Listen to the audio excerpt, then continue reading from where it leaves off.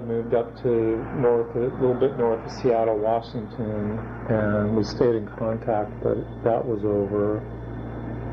I first had sex with Chris at the end of February of 1977. We had been snipping glasses of wine out of my mother's wine jug, and he acted all drunk and stuff. And earlier that day, he had ditched school and had come over to my house. My brother had stayed at school, and it was then that I'd hit on him. I asked him if he wanted a blowjob, and I guess he was kind of shocked and said no. And then later that afternoon, after we'd had some wine and stuff, he was acting all drunk and wanted to lay down on my bed. And anyway, Chris had said, well, how about that blowjob now? And I proceeded to suck his dick. And my brother and some girl he was hanging out with were at the house and made noises like they were coming inside or something, and we stopped, and they were back around. Chris went back into acting all fucked up, and so we didn't get to continue then, but he came back over later that night, and it was the first time that I blew him to orgasm. And for the rest of 1977, it went on like that until the fall. You know, he'd come over about once a week, and I'd suck his cock, and then we'd go about our lives. And then in the fall of 77, we went to a concert. It was a pseudo-punkish concert, but not really. It wasn't the Tubes, but it was a band like the Tubes in San Bernardino, and Chris spent the night, and it was the next morning. He was asleep, and we were sleeping together in my twin bed. I'd woken up before him, and just looking at him, I fell in love with him. And he claimed at that time to be in love with me too, even though he must have been, he was 13 still. He wouldn't be 14 until February 78. And that relationship lasted all through 1978. So he was around during all my early punk rock. I remember getting the Generation X's first album, and us being real into that. I was still in high school in 1978. I was a senior. It was my senior year. It was just a very intense time. I learned a lot of patterns that unfortunately carried on into other relationships, like being obsessive, because we had to be so secretive about our relationship. I would sometimes walk over to his house, which was a good 20 blocks away from my house, in the middle of the night, just to leave him a note in his window. He poked a hole in the screen so I could shove notes through and leave on his windowsill. And so we had to hide our relationship from both our sets of friends, and the whole time I was getting full on into punk rock. I should go and see what your sixth question is. I think I've only gone up to number 5. Hold on. Okay, question 6, I think I already answered in telling you this bit of history. Started out with David Bowie, progressed to Patti Smith and Bob Marley. Right, I bought both albums right at the same time. I distinctly remember that. And from there,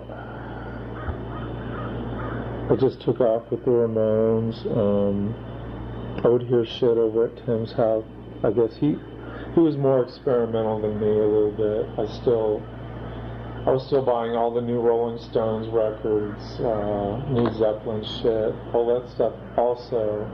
But I also liked punk, which none of my other friends other than Tim and Ken ever got a grasp on. And Pink Floyd was Christopher's big favorite band, so. But he was open to listening to things other than, all that stuff. So that's question 6. Okay, I guess I first became aware of a scene, to answer question 7. It wasn't until around May or June of 1978. It must have been that summer, because I was already out of high school. My first summer out of high school, and Tim and I, there was this club downtown Riverside located right on Main Street between 5th and 6th Streets, near the Mission Inn, this club called the Squeeze that had started out, I guess, being kind of a glam rock place. I remember Nick Gilder played there, but I didn't go to that. And anyway, the Dictators were playing, and Tim had heard of the Dictators. I'd never heard of them. He said, "Let's go." So we went. We got drunk in the Mission Inn. We'd gotten some bottles of something, and the Mission Inn back then was open. You could just wander in, and we would often go there before concerts and shit and just wander around and get drunk or stoned. Anyway, the Dictators played, and one of their first songs was Search and Destroy, which we both knew from Iggy, and just were really into it, and it was just wild and crazy, and that was my first actual punk rock concert. And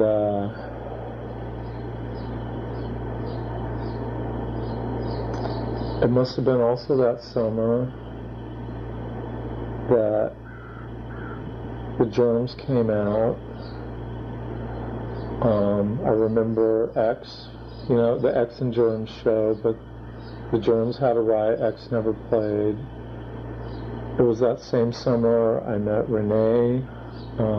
She'd already started, she had the Rupa house with this girl named Sue, who was real Oriental.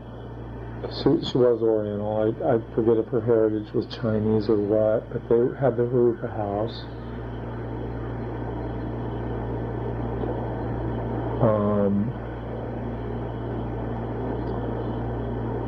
Wait, maybe that all happened in the fall. That must have been the fall of 78, or late summer, because I met Renee at Riverside City College, which I got my first job there, working at the bookstore that summer, and I went to college, taking classes that fall, and for the next 2 years, making up credits that I lacked to complete high school. But I saw the Dictators that summer. The Germs must have been in the late summer, early fall then. And that was where I met Donnie Rose. The Dickies played. I saw the Dickies. And that's the only flyer I still have from that time period. It was just like a rush of all these bands that I saw, shows that I went to. I remember going to see the Talking Heads played a free show at UCLA. I saw the Ramones for like the second time that summer, that fall. I saw the Clash that fall. They played at Hollywood Palladium. And that was the first time of really going into LA, was that Clash show. because I'd heard about the mask and I was reading about that in some of the local rock papers. In fact, the Squeeze had a benefit for the mask when it was going to close the first time, which I don't think I went to that show. I think the Zeros, the Go-Go's, X, and who else played there, I can't remember. So that fall, I really started, fall of 1978, started really getting heavy into the punk scene. Of course, by that time, I was well into the Sex Pistols, even though they'd broken up earlier. I did save cuttings from even before the tour started out of the newspaper. I'd bought that album when it came out in October, November 1977. So I was well ensconced in what was coming out of England. Generation X I bought like that the February of 1978. The Ramones, Rocket to Russia was a huge influence on me when it came out, right about the same time as the Sex Pistols, Bullock's album. Oh, I was, into just picking up singles and things. Locally, it must not have been until 1978 when I got into LA. Tim bought the first Germs single, then I bought it. And, there were bands like Bomb and, weird singles. The Last, I think.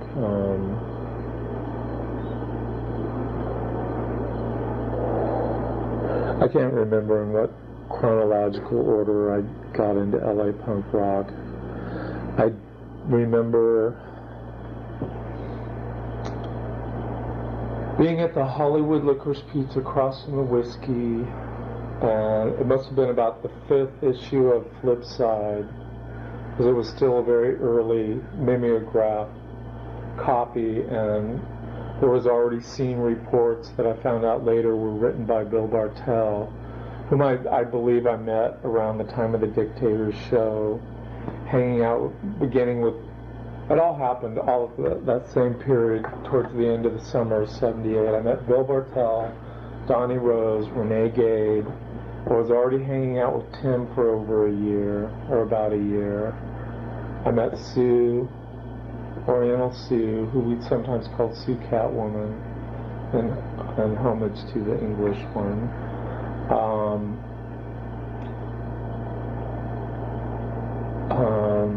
Met Bill Bartell, that whole scene. Bill was writing scene reports for Flipside, and then there was also Riverside's actual first punk band, and they were just called The, and they were fronted by this guy named Dennis, who was a big old fag, and I was also hanging around with Dennis and his lover Arthur, their bass player Monica Levitt, who turned out to be a dyke.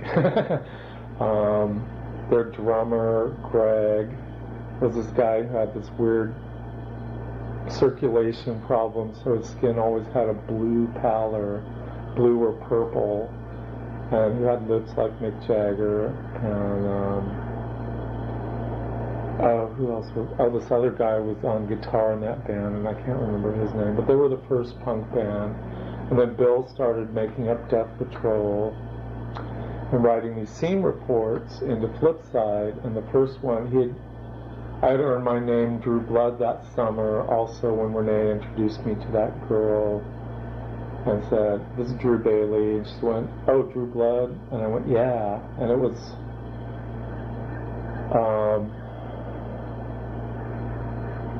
I had the bandages on my wrists, not bandages, I had rags wrapped around them so nobody could see that I tried to slit my wrists. And she said Drew Blood, and I went, "That's perfect."